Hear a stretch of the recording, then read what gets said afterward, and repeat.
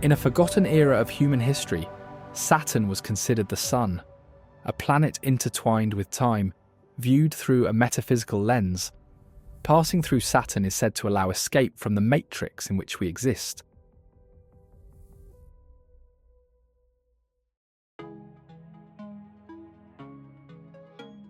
This planet has been mentioned in most works of ancient astronomers.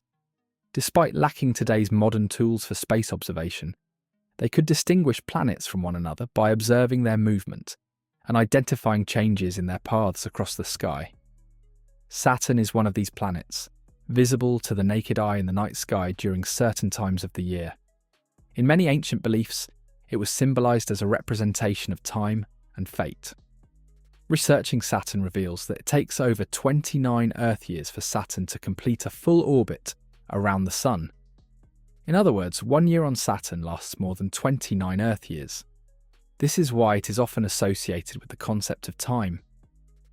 In some beliefs, Saturn's structured appearance, with its surrounding rings, has led to its identification as a symbol of order and structure in the cosmos.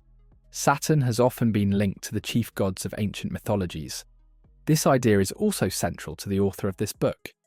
By reviewing myths and ancient beliefs, David Talbott argues that at some point in human history, Saturn was much closer to Earth than it is now, even at the centre of a planetary system around which the Earth orbited. For this reason, many ancient texts refer to Saturn as the Sun.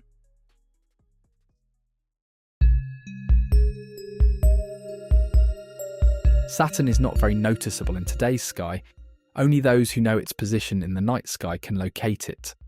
However, David Talbott writes that thousands of years ago, Saturn was so large and bright that it was considered the primary sun of Earth, ruling over the world of the Golden Age.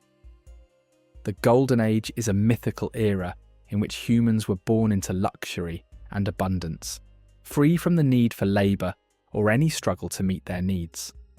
This world was later described in contemporary myths as the Garden of Eden. In some of the myths Talbott examines, there are references to suns that appeared and disappeared, or gods linked to planets, whose cosmic battles led to the destruction of humanity. Talbott was not the only one seeking scientific explanations for mythological events. William Whiston, in a work published in 1696, proposed a new theory suggesting that the Great Flood, known in religious accounts as Noah's Flood, triggered immense and lasting transformations.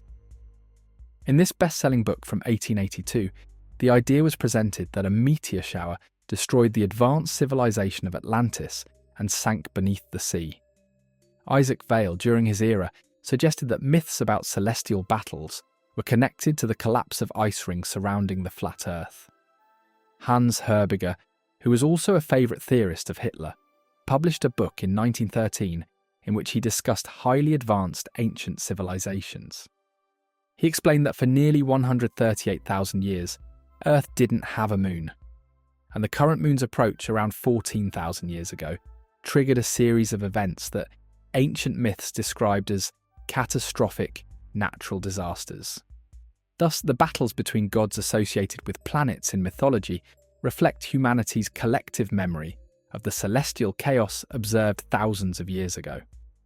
For example, interpretations of the battles between titans in Greek mythology suggest that these stories describe planetary collisions in the sky. Earthly observers likened the resulting flashes of light to the weapons of gods. In this best-selling book published in the 1950s, the idea was proposed that between 1500 and 686 BCE, less than 4,000 years ago, Venus and later Mars had such significant impacts on Earth's orbit that they caused widespread destruction of life on this planet. The descriptions of Saturn in this book intrigued Talbott, inspiring him to write the book that serves as the primary source for today's video.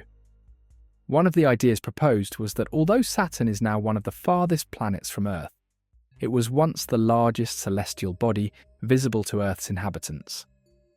This idea led Talbott to begin his research with the hypothesis that Saturn might have been closer to Earth in ancient times.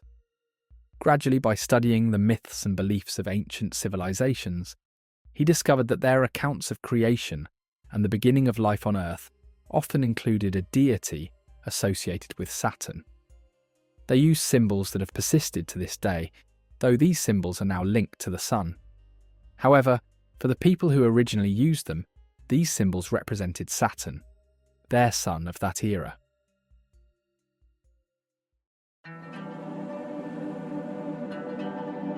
In mythological descriptions, Saturn shone with a dazzling and fearsome light, its position in the sky fixed in a region north of Earth. In early depictions of Saturn as a deity, it was portrayed as a great father, one who brought order to the heavens, united with light, and stood at the centre of the cosmos. During its time among humans, it established a magnificent kingdom characterised by peace, abundance, and blessings on Earth. This era, predating the Great Flood, became known as the Golden Age. As the supreme king, Saturn was considered the divine ancestor of all earthly rulers, presiding over an eternal springtime where humans were unfamiliar with labour, war, or bloodshed. One example Talbott gives is drawn from the beliefs of the ancient Egyptians, referencing a god named Atum. Before the existence of the heavens or the earth, Atum resided in a void, shining alone until one day he replicated himself, initiating creation. Later, Atum was merged with Ra, the sun god, a connection that led Talbott to question whether the sun of ancient civilizations might differ from the sun we know today. Interestingly, in some accounts, Atum is likened to a serpent, yet serpents are also portrayed as enemies of Ra, the sun god. This suggests that Atum and Ra, contrary to common belief, were not the same. Atum's descriptions were later echoed in other Egyptian gods such as Osiris, Ptah, Horus, and Amun. These varied names all stem from the same central idea: a singular god, the father of all beings, the great lord who existed alone at the beginning. This belief similarly influenced the ancient peoples of Mesopotamia. Stephen Langdon, after studying Semitic and Sumerian sources, concluded that before polytheism and beliefs in spirits, demons, or good and evil gods, there existed a form of monotheism in Mesopotamia. He identified this recurring depiction of a star in Mesopotamian tablets as a symbol of this ancient monotheistic faith. The characteristics attributed to the supreme god in ancient Egypt and Mesopotamia can also be found in the philosophies and beliefs of Greek, Persian, Chinese, and Indian civilizations. In most ancient narratives, this supreme god's domain is surrounded by a cosmic sea, which serves as the seat of his rule.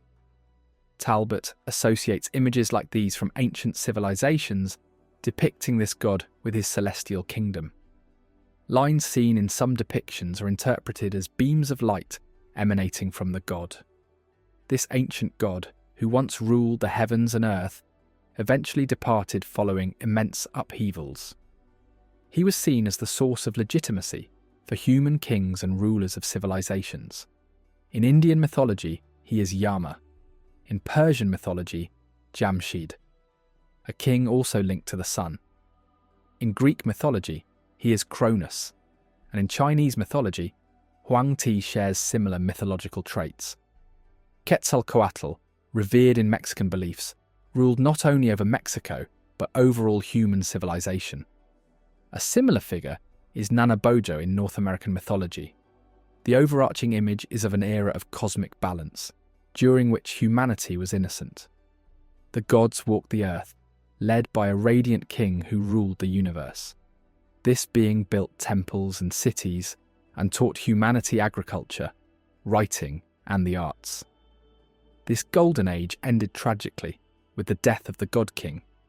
Cronus' era in Greek mythology ended when he was overthrown by his son. Hesiod writes that the immortal gods of Olympus created a golden race of mortal humans during the time when Cronus ruled the heavens. These humans lived like gods, free and unburdened, without toil or sorrow. They did not age, and the earth was abundant. In Egyptian mythology, the Golden Age is described under Osiris's reign. Osiris taught humanity agriculture and civilization, constructing temples and cities. However, this world ended with Osiris's death. Similarly, Quetzalcoatl in Mexican mythology established human civilization and social principles, teaching humanity the arts. He was regarded as the father of kings and the creator of the heavens, the sun, and the earth. Brahma, Yama, and Jamshid have comparable fates. Chinese mythology recalls a primordial era of pure and pristine order across nature. Humans did not hunger, nor was there pain or sorrow, and the entire world was filled with happiness and joy. The ruler of this heavenly realm, Huang Ti, the Yellow Emperor, created this world and bestowed civilization and the arts upon humanity. His golden age also ended with his death. The peaceful and harmonious life described in religious accounts of the Garden of Eden reflects these ancient beliefs, or a kind of collective memory of humanity's early existence, with a god-king who introduced civilization, social principles, and the arts. Yet in the end, a bitter fate awaited him, and with his demise, violence and terror came to dominate the world.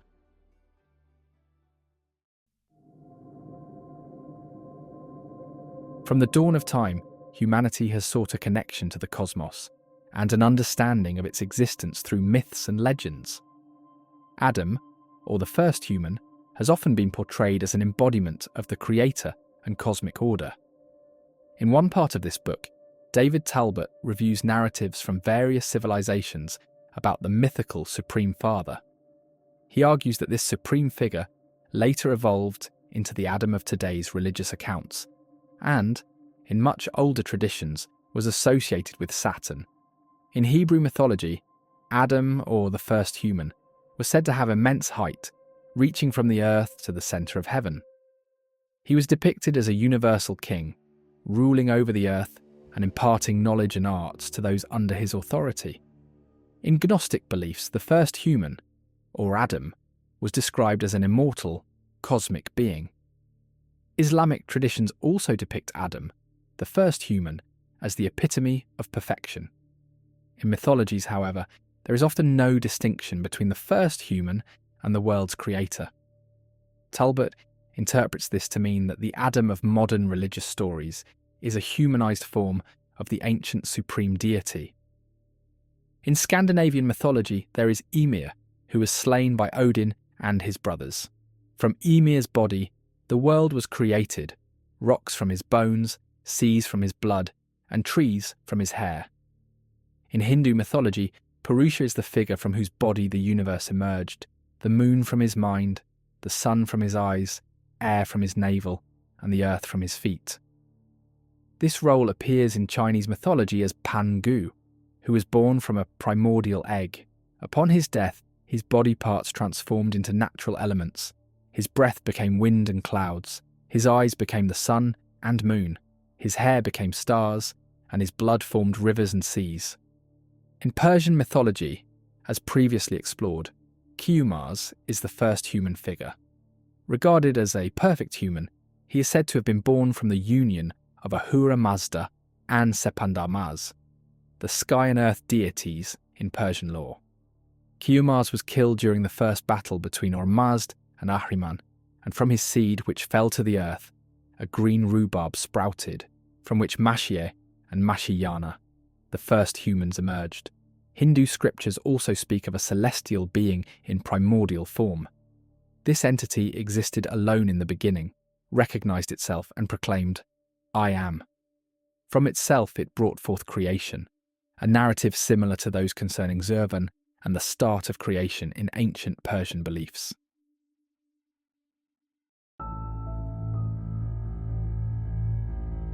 In most creation myths, particularly those of Egypt and Mesopotamia, the supreme god who bears the title Father and dwells in the heavens is described as having a radiant, generative light. His words or utterances take the form of deities with creative power. This divine wisdom establishes cosmic order and is simultaneously portrayed as an ideal celestial king, under whose rule the entire universe is in peace and balance. This brings us to the Golden Age under the reign of Saturn. James Fraser, the renowned mythologist, summarised this era as follows. Saturn once ruled the earth. As a just and benevolent king, he governed Italy, uniting its people. He taught them how to cultivate the land and introduced laws. ruling in peace and harmony. His reign is remembered as a golden age, devoid of war, where the world thrived in joy and tranquility. Slavery and private ownership were unknown, and all people were equal. Eventually, Saturn vanished without warning, but his memory remained cherished for generations, with shrines built in his honour. Although not mentioned in Talbott's book, those familiar with Persian myths may recall the resemblance of this depiction of Saturn's reign to the stories of King Khosrow's rule in Persian beliefs, a shining era of governance ending with his mysterious disappearance after abdicating the throne. In the works of Ovid, the Roman poet, Saturn's reign is described as follows. The first millennium was the Golden Age, a time when people trusted one another and harboured no deceitful thoughts. They were kind to each other, and there was no war in the streets or between nations. Ovid's narrative continues with Saturn's descent into the realm of death. No race on Earth ever forgot this calamity. The death of Saturn signified the fall of Adam, the heavenly man. Having recently reviewed accounts of Atlantis, you might also notice parallels between this golden age and the early period of Atlantean civilization, a time of perpetual peace and harmony on Earth, until external forces disrupted this balance. In Talbott's narrative, he discusses ancient beliefs suggesting that people across the globe share a collective memory of this golden age. With the idea of a cyclical nature of time governing the world, for thousands of years, humanity has awaited the completion of this cycle and the return of Saturn to restore a reign of peace and harmony. This ancient belief gradually evolved into the notion that one day a saviour would come to bring eternal peace to the world.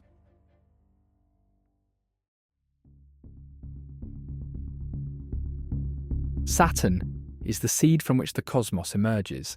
It is described as the source of water, birth, and the life of plants and animals, a father of time, and the one who regulates the cosmic cycle. In ancient times, it was believed that Saturn once dwelled on Earth among humans, ruling over the entire world during an era of universal balance. This force became the basis upon which ancient peoples defined their most significant mythical figure and linked it to the sun. However, Talbott, through his examination of various mythological accounts, argues that the sun referred to by ancient peoples was not the bright star at the centre of our solar system, but Saturn itself. Talbott examines ancient writings suggesting that Saturn initially did not move in its orbit, but acted as a central sun around which planets and other celestial bodies revolved. According to some ancient narratives, during Saturn's reign, or the mythical king of the Golden Age, the planet associated with this ruler, Saturn, or the sun of the ancient world, remained stationary over the North Pole. Even the modern figure of Santa Claus has been linked to Saturn. Manly P. Hall explains, Saturn, the old man who lives at the North Pole and often brings an evergreen branch to children, is referred to in popular lore as Santa Claus. Talbott adds that the mythical Saturn, as described in ancient accounts, was located not at Earth's North Pole, but in the celestial North Pole, a fixed position in the sky that did not shift with Earth's rotation. While the sun, moon, planets and stars rose and set as the Earth turned on its axis, Saturn appeared stationary over the northern horizon. One example Talbott references comes from ancient Egyptian writings, which describe Atum, the great generative god, as a solar deity who shines at night. Atum is depicted as the motionless creator who sets the world into motion, yet remains calm and unchanging. This idea is echoed in W.F. Warren's book, Paradise Found, which contains examples of ancient civilisations from Mexico to China, Egypt, India, and Mesopotamia, associating the dwelling place of the creator god with the north. For a comparable example in Persian mythology, we suggest exploring the beliefs of the Mandaeans discussed in one of our previous videos. Ferdinand de Saussure is also mentioned in relation to the connection between Saturn and the north. His analysis of ancient Persian beliefs points to Saturn, or Kievan, in the Persian language being linked to the polar centre. You may recall from our previous videos about Mithraic beliefs that Saturn marked the final stage in the soul's journey from Earth to the realm of light. Upon passing through Saturn, souls could connect to the boundless eternal world. In this context, Saturn symbolises the elder or wise figure associated with time and cosmic order. Thus, the symbols widely interpreted as representing the sun in ancient civilisations were, in fact, depictions of Saturn, the true sun of the ancient world. This is particularly evident in depictions featuring a circle around Saturn, which Talbott interprets not as rays of today's sun, but as the rings surrounding Saturn.